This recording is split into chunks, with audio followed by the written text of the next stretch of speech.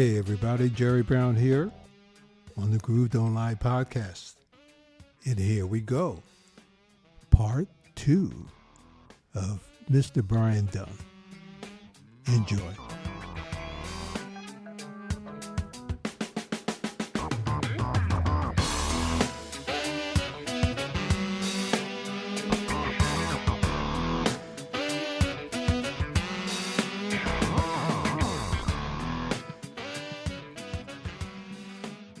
Now we get to the TV side of it, and I'm speaking about your time of being in that loop with Ray Chu, incredible music director.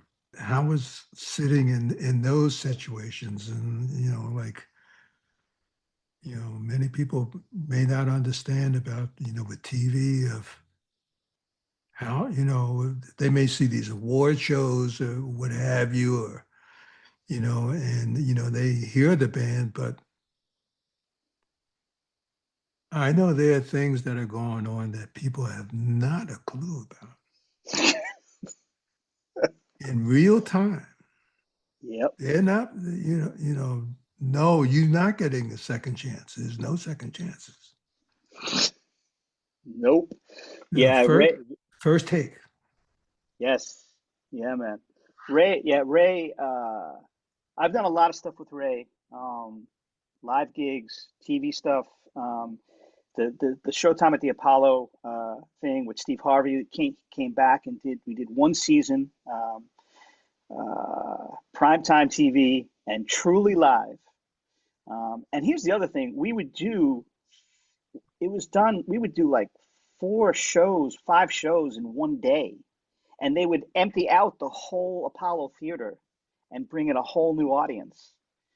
It would be 5 shows in one day. Yeah, it'd be 2 a.m. and we would be starting a show. we would be there at 6:30 in the morning and like do all this stuff, and then we'd start shooting a show, and we would just do show after show after show after show. It was either 3 or 4 a day, and it would go till 2 o'clock in the morning, and they would be bringing in a new audience. There would be a line down the street. Yeah, and so it's like, you think you're fried. This is like really being fried, because you're fried physically, but mentally, because it's live TV. Yeah. And these contestants, especially with the way the internet is now, if you make a mistake, like the contestants is going to make a mistake, and then at that point, that's when you have to have your radar up, and it's like, okay, am I following the paper? Got to look at Ray. And Ray's gonna guide us to where we need to be.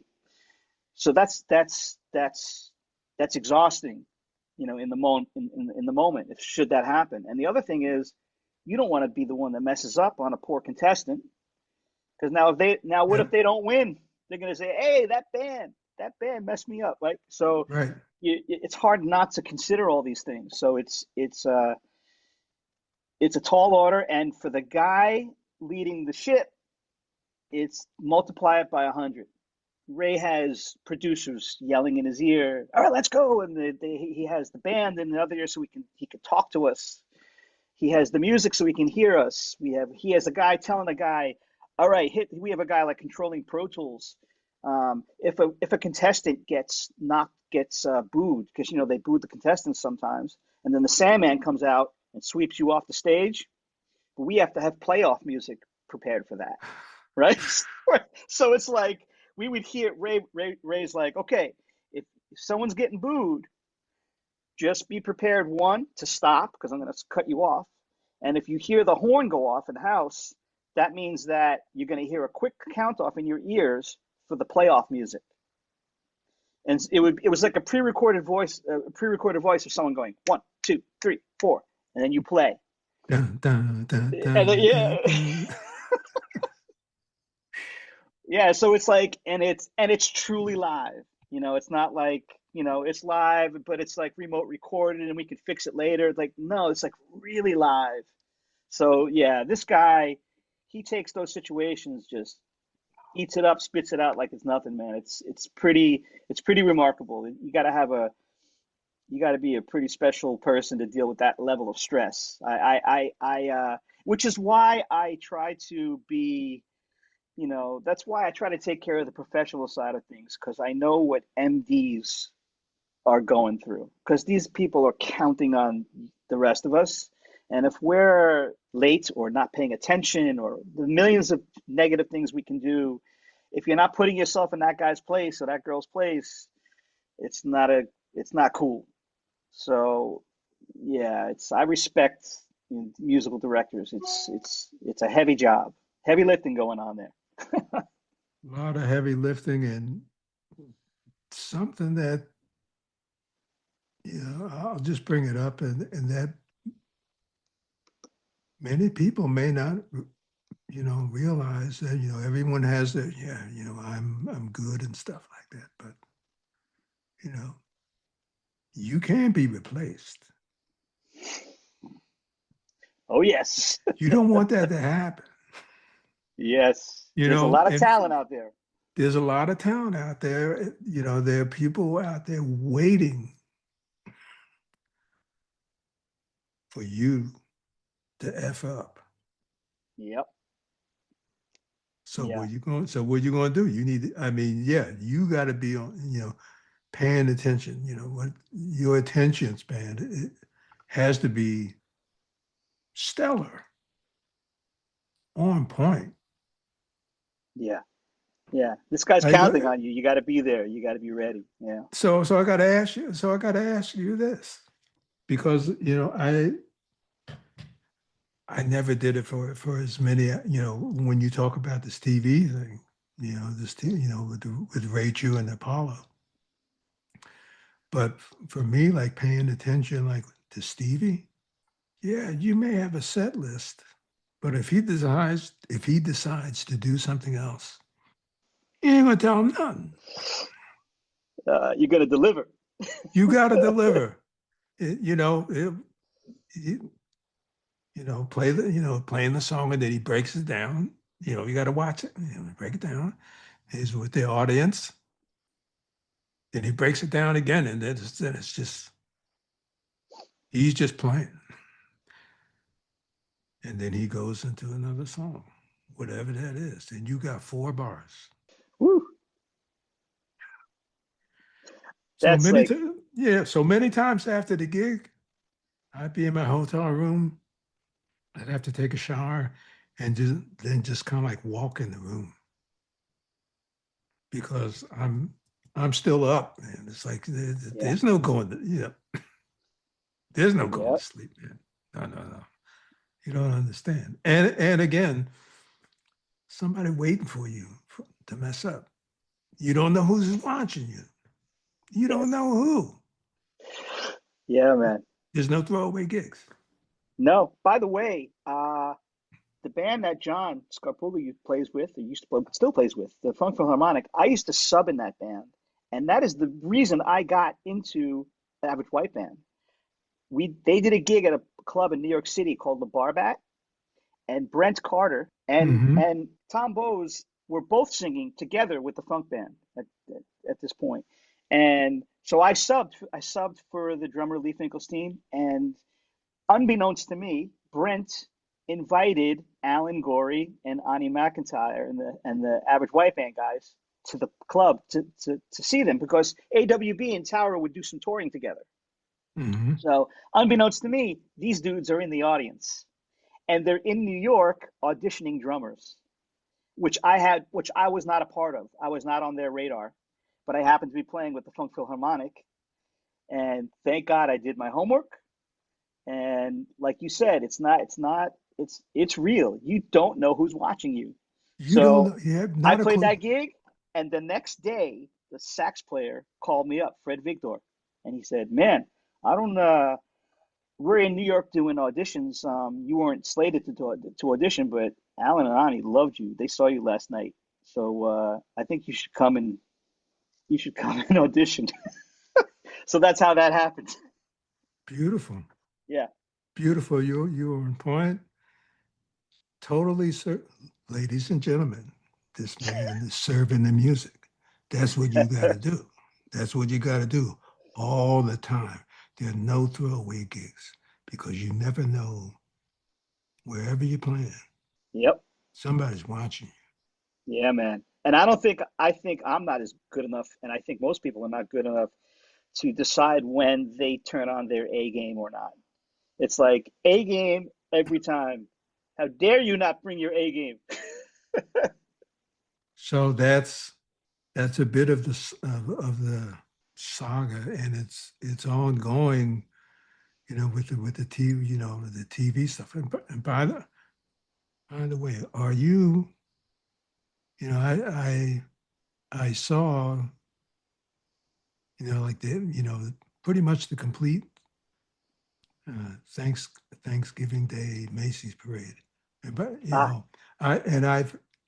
I was gifted one time by Diana, so I was like right by Macy's, and so I saw the parade and stuff like that. But so this year I was watching it, and it's like, oh, MD Ray Chu.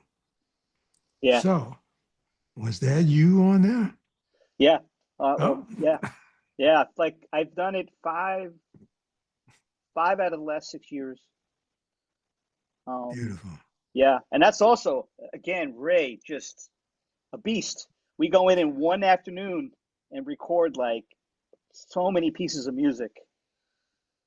Some of the stuff, some of the artists will, it's just pre-records, but a lot of the stuff we just redo versions. I would assume it's because it's cheaper to have us perform it rather than use original versions. So it's like, man, and when those musicals come in, just like reading those those like little pieces of like we'll do like a three song medley of whatever. Like I remember I did one year SpongeBob was the musical, right? Uh-huh. And the conductors oftentimes will come into the session with the drummer and then use Ray's orchestra, right?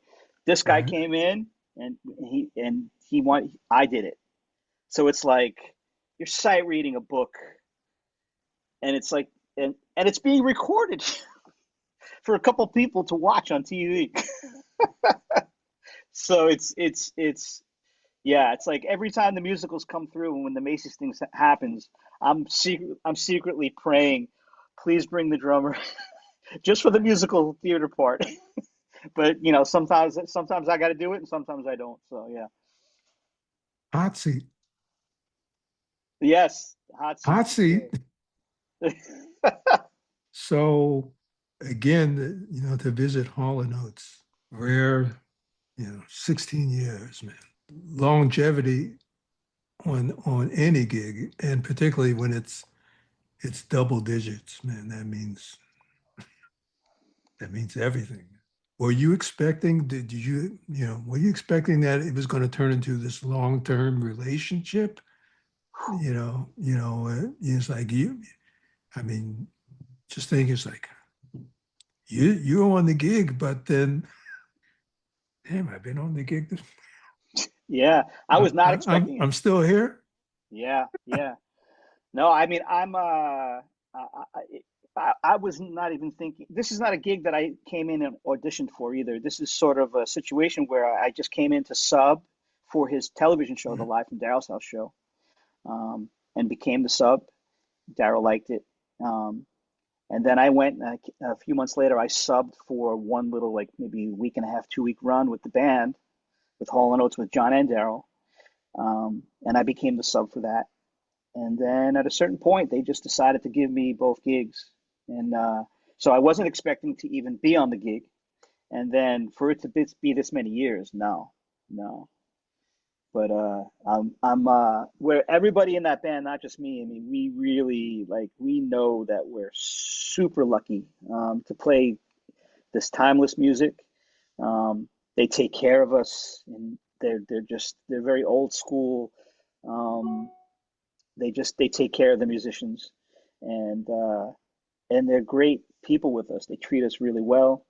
Um, so yeah, I mean, and the other thing is there's very little direction going on.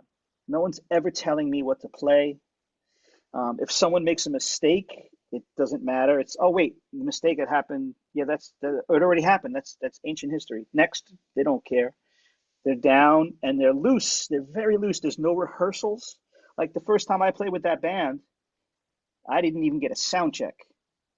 Oh, I got show tapes sent to me by the MD, and he gave me like 40 songs to check out, and I was like, I'm just subbing. Can we're not going to play more than like 15, right? Can you give me like, can I just do like 25? He's like, nope. He wants to just be able to choose. I'm like, okay. And Virginia Beach outdoor gig, and like not even a sound check, a line check. Like, so not knowing like who counts off what tune, it was like so stressful. But those guys, they're not down, they're not into rehearsing. Like Daryl doesn't rehearse. He doesn't even do sound checks with us. So when we come up with some new stuff to try, he says, "Go ahead, make up whatever you want, and then I'll react to you guys when I'm there." He's totally open. It's not like he does. It's not like he doesn't want to rehearse, but then he doesn't allow us to do things. He's like, "Yeah, you want to do try some new stuff, work it out in sound check, and go for it. We're free. We're totally beautiful. free." Yeah, it's amazing. So, yeah, it's a very unique situation. And then add to that the TV show where we get to play with, like, can you imagine like playing money with the OJs? It's like what? So it's we're so lucky. There's a lot of people that can, there's a lot of guys that can do what I do, and so, but I'm here, so I'm super lucky, and I'm very appreciative of it. Wow. You know, that I'm thinking about your buddy, my brother John Scarpula, when you were saying that, you only got like a tape and you did your homework. He mentioned about when he played with Tower Power, and they gave him they gave him the music, and I think on the first gig they said, put your music up. He says, no, I got everything memorized. What you Yep. want to do? What you want to do? That's Yeah, man. beautiful, man. That's diligence, Yeah. non complacency. That's dedication, man. That's Yep. so. I want to ask you this: after all these decades of doing what you've been doing, in bands and artists, what would you want musicians to say about Brian Dunne when you're not in the room? Oh boy. Man. Yeah. I just want to be someone that people know, musicians know that I'm I'm I'm I'm there to support the what we're doing first before anything, because I'm confident that uh, if I'm doing my job and putting the I'm putting the music and the song first, I'm automatically going to sound good. So I don't have to worry about sounding good. We're all going to sound good collectively. So then we all individually shine. So yeah, if I can be that guy that those thoughts come to their mind when they think of me, then great, great. I'd like to be known as funky too, if that's possible. From the things that you played, that's a given. That's a given, man. You don't get on those gigs if you're not funky. Or if you get on the gig, it may be NFL, not for long.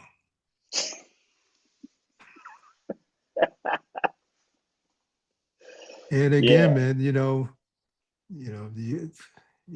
what they get, what could be said is that, for you, for what you've done, your payback has been the callback. And you've had an incredible ride and you're still riding. yeah, That's a beautiful thing, man. yeah. Got any stories? Any little stories you want to? Actually, yeah, man, we were talking about you were mentioning Train and Elvin, and so I met my wife at a blues club that I was playing on Monday nights, Terra Blues in the West Village. It was like a funk night, and uh, I meet this girl, my now wife, and she says to me, she says, I work for a drummer, and I said, really? And she's from Brazil, and she had heavy accent, more of an accent then than she does now. And she says, I work for a drummer, yeah. And she didn't tell me what she did. So I said, well, here in New York City? And she said, yep. And I said, oh, what's his name? I mean, maybe I know him. And she goes, um, Max Roach. So I said, exactly. So I said, Oh, I said, um, uh, uh, an elderly gentleman? She said, yeah, Max Roach. And I said, I was like having a stroke. I said, do you realize this is a this is a national treasure, an international treasure. Like this is like a game changer. And she said, I know he's good. She goes, I assumed he was important because sometimes I would, she was his housekeeper, by the way. She said okay. sometimes I'd go to his apartment and there'd be a celebrity in there with him. And I said, yes. I said, this is like I spent countless hours like playing along with Clifford Brown and Max Roach records. Like this is one of the architects. And she to this day we laugh about it. And then because of her, I got to meet him. I used to go and pick her up at his Mhm. house, at his apartment, and I kind of got to know him because of her. Him and his daughters, and they love my wife. So it was a pretty amazing scenario. You know what I mean? I'll say it. Your ancestors, they've been with you. They're with us. It's whether we listen to them or not, and situations that they put you in. So that's how you met, your wife. I mean, come on, man. It's crazy. It's so deep. Come on, man. You can't even write. You can't even write stuff like. I mean, you can try and write stuff like this, but this is truth, man. Yeah, yeah. Pretty deep. Pretty deep. And Brazilian, Yeah. yeah, they got groove too. Oh yeah. Oh yeah.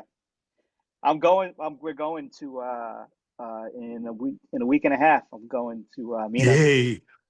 Yeah. The end of Carnival. I'm gonna get to see some and hear some. Whew, You're gonna some love pocket. that, man. You're gonna love that, man. Yeah. Yeah. Beautiful, Yeah, Brian man. and Groove Brother. Thank you, man. Thank you. There's got to be an award show for rhythm sections and drummers. It's like, yeah, well, the golden rake, because you've been raking it in and all these gigs and stuff like that, man. It's beautiful, brother. What a blessing, man.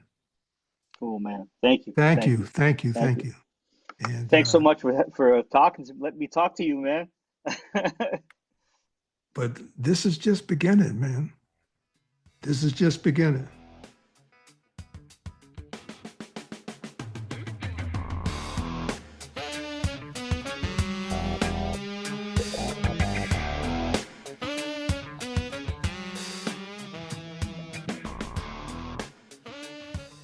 We like to thank Mr. Brian Dunne for all that he's done, because he's a bad man, and for his appearance on the Groove Don't Lie podcast. Thank you, Brian.